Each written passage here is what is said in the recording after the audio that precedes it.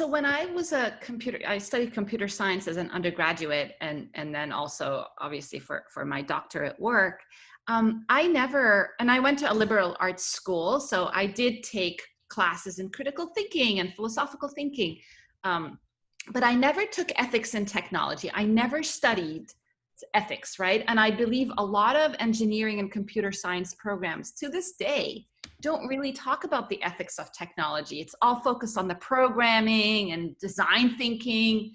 And I just think that that's unacceptable, because if we are expecting, the folks who are at the table designing these technologies that's going to impact all of our lives, we need these, we need these designers and programmers and machine learning scientists. Like, everybody needs to understand the implications of these technologies, right?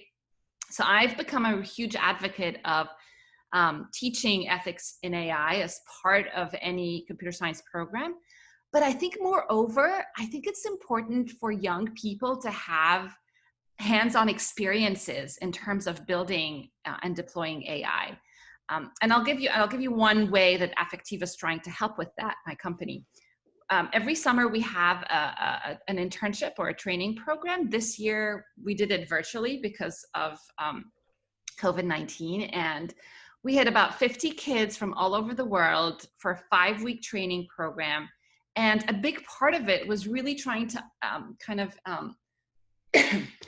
a big part of it was trying to educate them on the considerations in the ethical development and the ethical deployment of AI. So in the hopes of training this next generation of AI leaders, right?